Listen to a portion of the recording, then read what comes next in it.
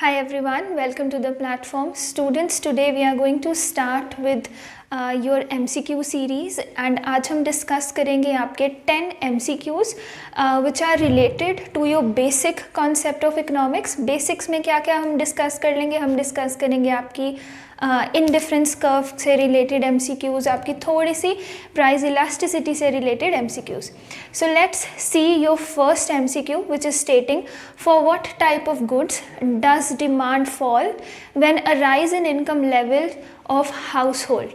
Okay so ये question हमसे पूछ रहे हैं कि ऐसी कौन सी टाइप के गुड्स हैं जिनकी डिमांड डिक्रीज हो जाती है अगर हमारी इनकम जो है वो इंक्रीज होने स्टार्ट हो जाए.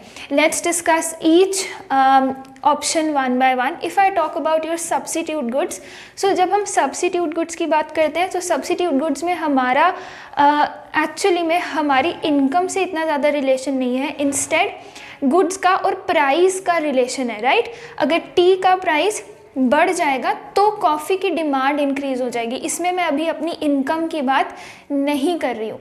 Next if I talk about luxury, so अगर मेरी इनकम इंक्रीज हो जाएगी as a common behaviour, income increase हो जाएगी. So what will I prefer कि मैं लग्जरीज और अफोर्ड कर सकती हूँ. सो अगेन लग्जरीज की डिमांड लेस नहीं हो जाएगी, फॉल नहीं करेगी अगर मेरी इनकम इंक्रीज हो रही है. When it comes to necessities, हमारी इनकम जो है वो कम या ज़्यादा हो रही है बट नेसेसिटीज़ जो होती हैं उनकी प्राइस इलास्टिसिटी बहुत ही कम होती है. जो हमारी ज़रूरतें हैं उनको इतना फ़र्क नहीं पड़ता है हमारी इनकम बढ़ने या घटने से.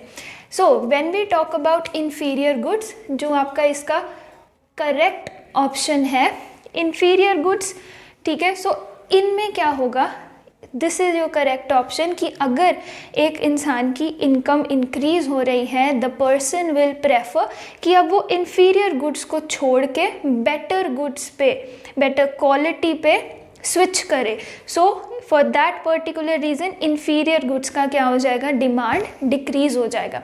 So your correct option is the inferior goods. Next, if we talk about in case of inferior goods, the income elasticity of demand is what? See, income, हमें पता है इनकम और डिमांड का एक पॉजिटिव रिलेशन है, right. Income और demand, अगर मेरी इनकम इंक्रीज होगी, प्राइस और डिमांड का नहीं, इनकम और डिमांड का, प्राइस एंड डिमांड का अपोजिट है, ठीक है. प्राइस इंक्रीज होगा तो डिमांड कम हो जाएगी. बट अगर इनकम और डिमांड का रिलेशन की बात करें, they share a positive relation. Income अगर बढ़ रही है, I can fulfil more demands, right. So income और डिमांड आपस में क्या करती हैं, पॉजिटिव रिलेशन शेयर करती हैं. पर ये पूछ रहे हैं कि जब हम इन्फीरियर गुड्स की बात करते हैं तो क्या इन्फीरियर गुड्स में इनकम इलास्टिसिटी ऑफ डिमांड हमारी क्या है. सो इन्फीरियर गुड्स के केस में इनकम इलास्टिसिटी ऑफ डिमांड हमारी नेगेटिव है.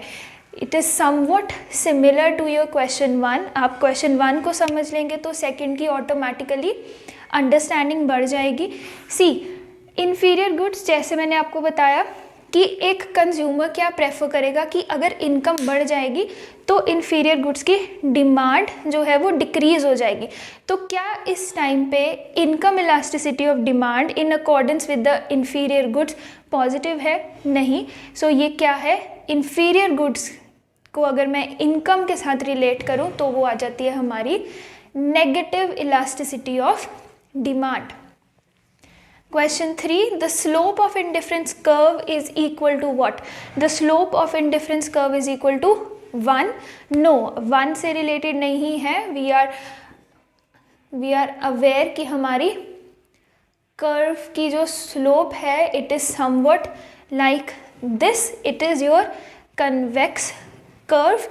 So अगर convex है तो obviously वो 1 तो नहीं है. Marginal utility नहीं. मार्जिनल यूटिलिटी इज कि कितनी सेटिस्फैक्शन मार्जिन पे हमें उस चीज़ से मिल रही है, विद एक्स्ट्रा यूनिट हमें कितनी सेटिस्फैक्शन मिल रही है. Marginal rate of substitution, this is your answer. हम मूव कर रहे हैं ठीक है, this is your marginal rate of substitution. So this is your correct option. Fourth is as we move down the indifference curve from left to right, the slope of indifference curve tends to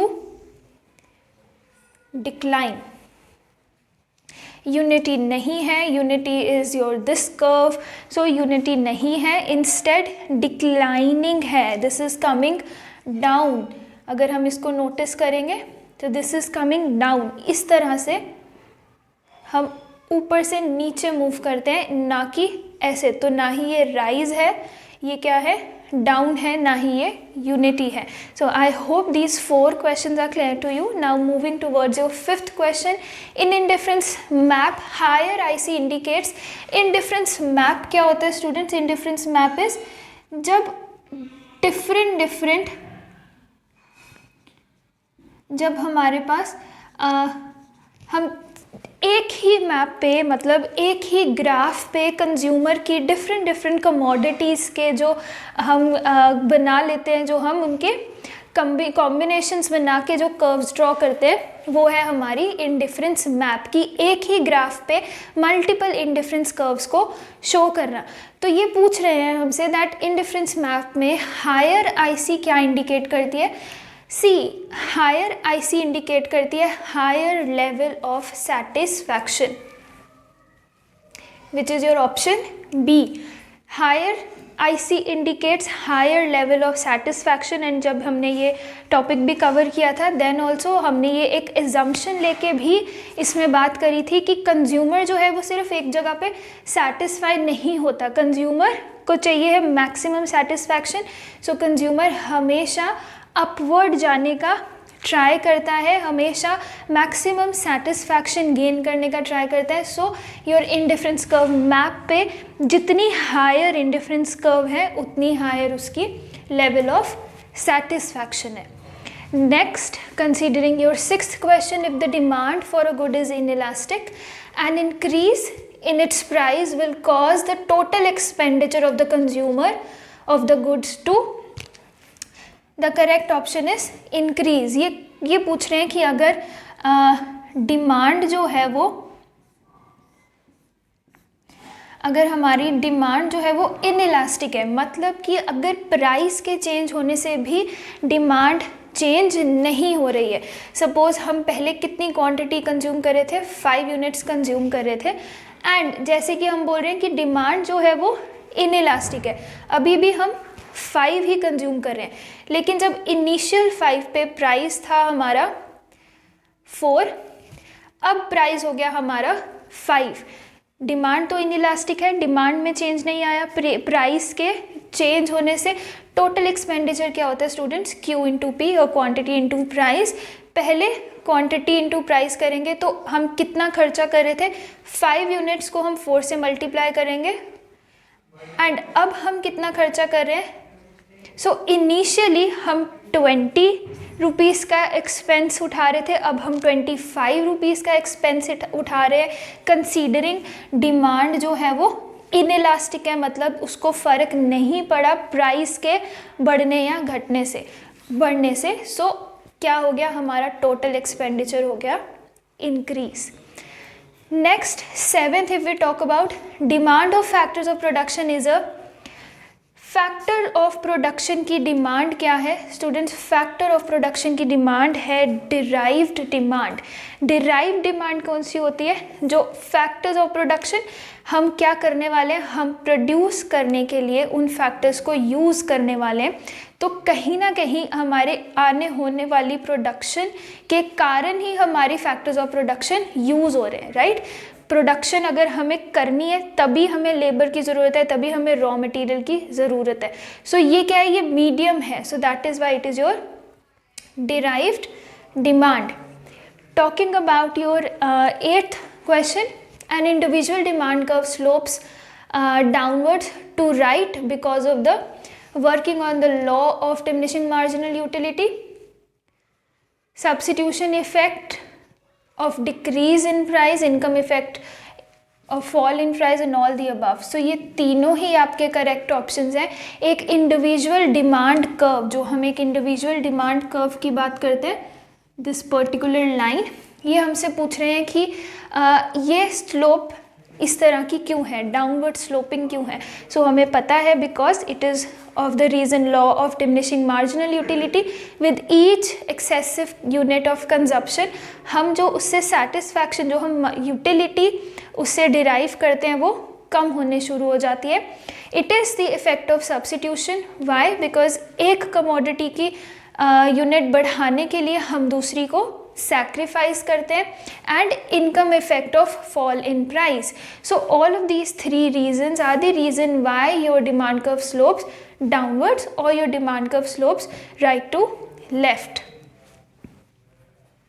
Your ninth question is the elasticity of demand of durable goods is, durable goods कौन सी होगी students? जो हम बोलते हैं ज़्यादा समय के लिए यूज़ होती हैं, राइट, जिनकी ड्यूरेबिलिटी है, जिनकी लाइफ स्पैन ज़्यादा है, जिनका हम यूज़ ज़्यादा देर के लिए कर सकते हैं। So they are your durable goods.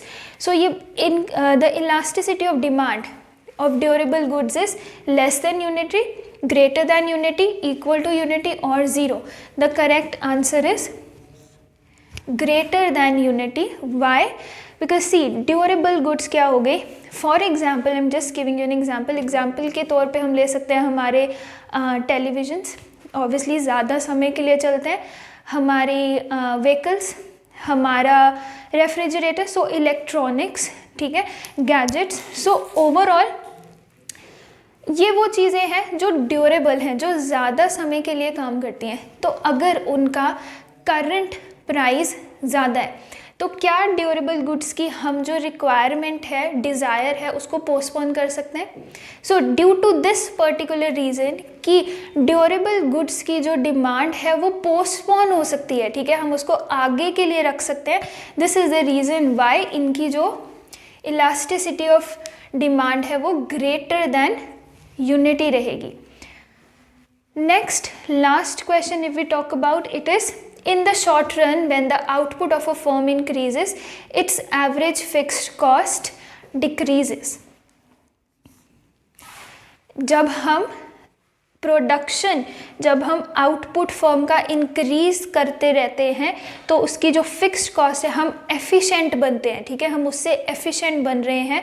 So ultimately जो हम उस पर खर्चा लगा रहे हैं वो एवरेज फिक्स्ड कॉस्ट जो है वो कम कम कम कम होता रहता है। So these were your top 10 MCQs from the basic chapters of your economics. Rest we'll cover up in the next video. Thank you.